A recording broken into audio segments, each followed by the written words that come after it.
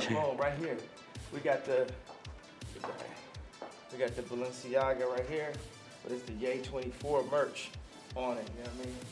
Thing is, you've kind of carved out a very strange niche market for this stuff now, though, because like if you're associating directly with white nationalists and you're going down the whole kind of like Jewish people control all the media style stuff, and then one of the people that you're associating with now is a Holocaust denier, I only really see neo-Nazis being interested in this gear, you know? And even then, there's going to be that intersectionality where a lot of the neo-Nazis still hate black people too, so like, I mean, I don't know how this is going to work out.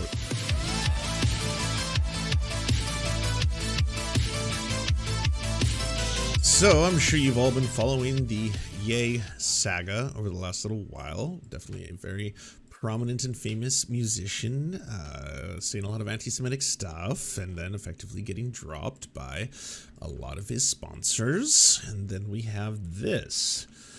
J.K. Rowling liked one of the Ye tweets. No way. Oh, the Libs of TikTok tweet. Well, of course, she loves Libs of TikTok. But what's this one? Elon Musk is jailbreaking another one of his white supremacist buddies. Testing. See my Twitter's on blog. 2022. Where we call a black man a white supremacist. I said what I said. Well, here's the thing. Non-white people can uphold white supremacy. I know it's a strange concept. It's a tough one to wrap one's head around, but it is true.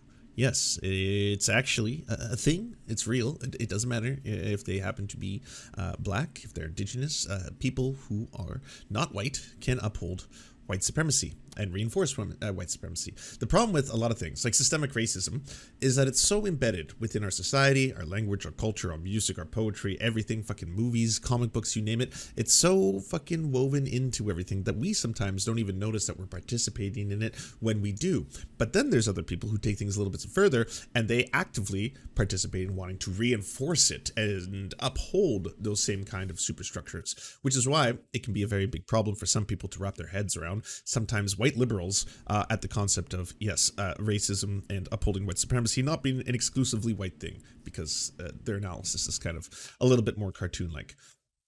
That being said, it's obviously a weird saga that's going on, and I didn't think things were going to ramp up this much.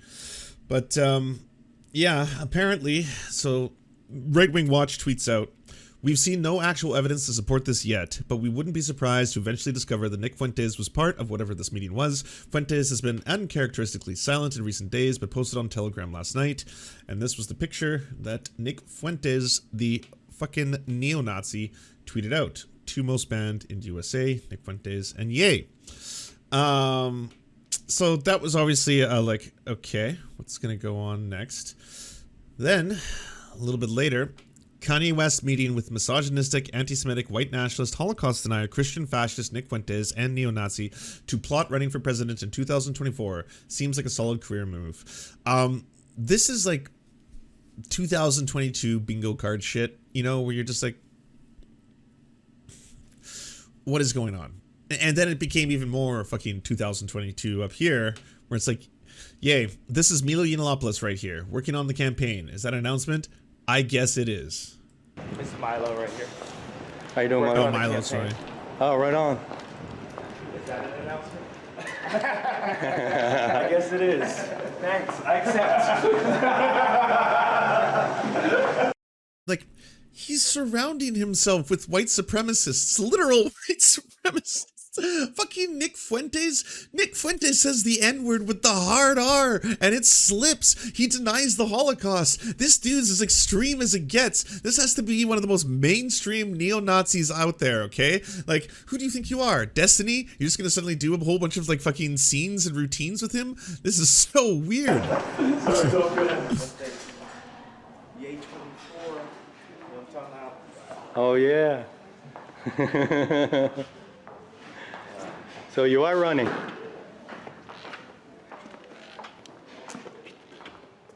Yes. That's awesome, Kanye. Simple.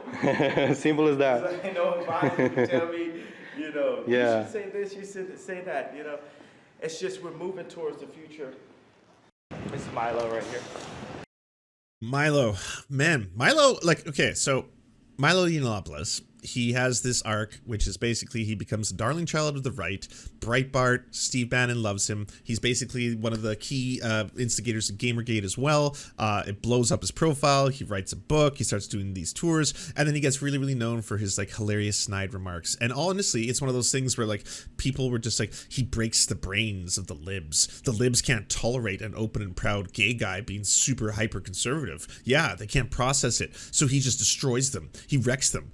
And then he's on, you know, a podcast. I think it was the Drunken Peasants. He's on the Drunken Peasants podcast, and he starts talking about how, you know, he is, let's just say, favorable towards relationships between minors and older men within the gay realm because it can provide certain things like comfort and stuff like that. And immediately the right was like, what? So you didn't know this, Milo, but we have a very low tolerance for the gay. It's basically like we need people who can further our goals and further our, you know, persecution of LGBTQ plus people, stuff like that, for being sin and degenerate. But that's about as far as we're willing to accept it. We don't want to hear about anything else or even see anything else. Like, look at Dave Rubin when he came out and said, hey, actually wanted to have children. That's was a moment where they're like, oh yeah, no, you've crossed the line. This is too much gay for us. We're not going to be able to listen to this one, Dave Rubin. This is basically past the point of tokenization. You understand that. So that happens. Then he does the whole, actually, I'm no longer going to be gay because being gay was a choice. I'm going to take off the sodomy stone and I'm going to throw it into the ocean. And now I am a proud, straight Christian man. Yeah, and I'm going to get extra straight with this shit, you know? I'm going to dress the straightest, and I'm going to talk straight, and I'm going to be straight, and I'm just going to talk about how amazing breasts and vagina on the ladies are, because that's what I'm about now. How about you? And I was like, well, this is just, like, it's just so sad. It's so very, very sad. Like, you are just such a dependent grifter on this whole media circuit that this is the road you have to go down in order to stay relevant and keep making money. And you're going on all these extremist shows, these, like, fucking Christian nationalist shows where they're just like, yeah, we should basically lynch trans people. And he's like, oh, well, yes, I now have to take this moment here to sell what is truly a beautiful piece of work. This is a recreation of what I believe that looks to be a Jesus on the cross. Is that correct? Yeah, that's Jesus on the cross, and that's him basically holding an AK-47 towards all the trans people. Oh yes, okay, well this limited edition set, my loves, is going to be yours for the low price of $39.99. Oh, you could also do 3 payments in order to get this beautiful, incredible piece of work and art in your homes. I'm saying this as a 100% straight person. I love this, I love everything about it, and I want it in your home as I want it in mine. You know, things like that. And I was like, that's gonna be it. That's going to be the entire story. He's not going to go anywhere from there. Then he appears on Tim Pool's show, and I was like, whoa, okay, he's coming back. What's happening here? And now, with this boost, with fucking Ye being like, Milo is going to be part of one of, like, my campaign, my next presidential run for 2024.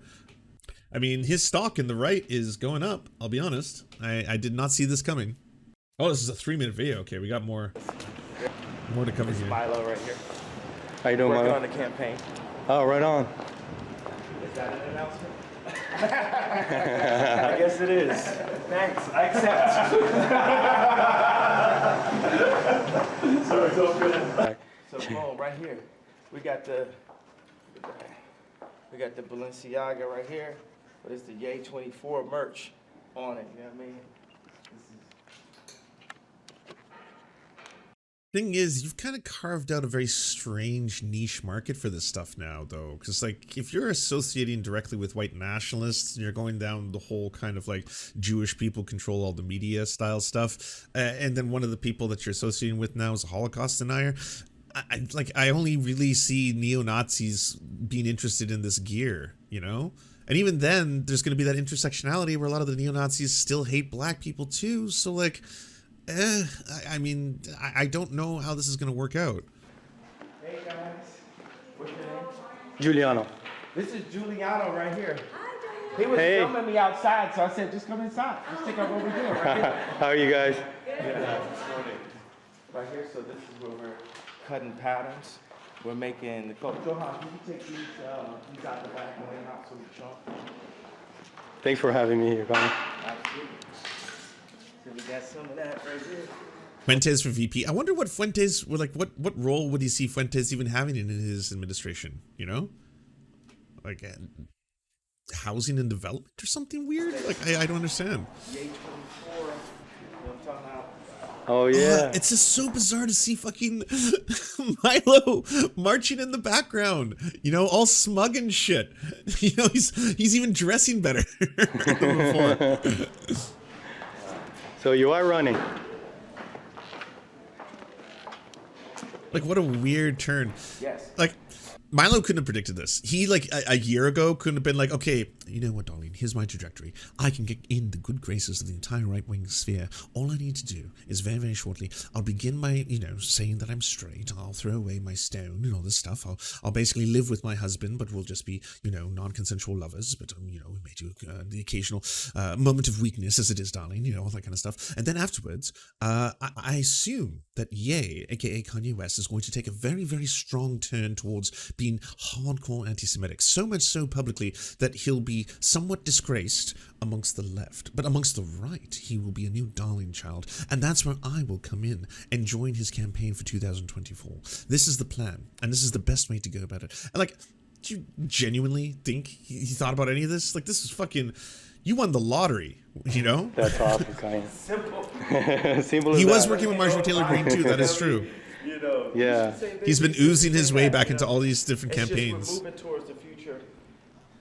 Like, so what we do here is I'll cut up, you know, 100 hoodies from Yeezy, from Balenciaga, from the stuff we did at Gap, from the stuff we did at Adidas, and everything we do is going to cost $20. We need to make sure that everyone can receive the same level of cuts, the same level of food, same level of water. Still wearing tons of Adidas. I was like, this, like, I assumed at this point. We're engineering opportunities. We're getting past the past. We're focused on the future. Right. Here. I'll walk you out. Oh, wait a second. We got some of the drip coming in. All right.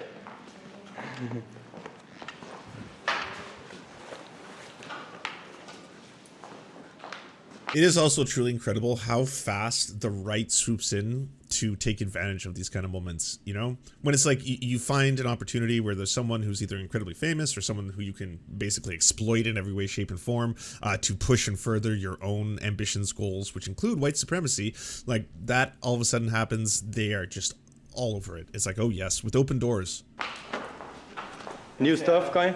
What'd you say? Those are new? Yeah. Beautiful. Yeah. I know this is the oversized. It's still so rough to watch. Yeah. Here, take this. Oh yeah. Thank you, We'll Kanye. make another one. Here. Appreciate you, bro. Yeah. Thank you so much for having me, Kanye. Absolutely. It's Jay, bro. It's Jay. Yay. You can call me Kanye. Everyone has just. Sorry again. Yeah, we're too used to it. It's gonna take us a while to update, right? Yeah. But this Who's is the camera update. guy? I We don't all know. update. That's all we need to do. As a species, we need to update together. I'm still trying to find confirmation of the Nick Fuentes thing, though. Like, obviously, Right Wing Watch is like a pretty reputable source of information, and they tweeted out earlier that they're like, we cannot confirm this Nick Fuentes part, but then later they post that screenshot. But again, it just looks like a thumb, because that's what Nick Fuentes is, a sentient thumb. So because it just looks like a thumb in the picture, it's hard to tell what exactly is going Everything's been on. so divisive. Think about when they say diversity. People look at that like it's a good thing, but we're the United States of America. We're a universe. We're a university. We're a republic.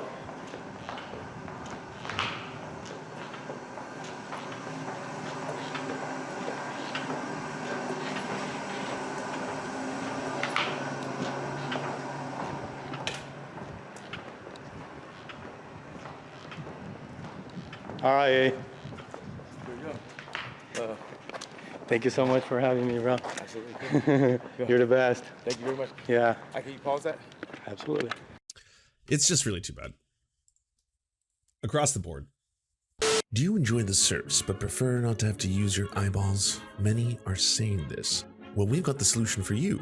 It's the Serf Times in podcast form, available on most major podcasting networks now.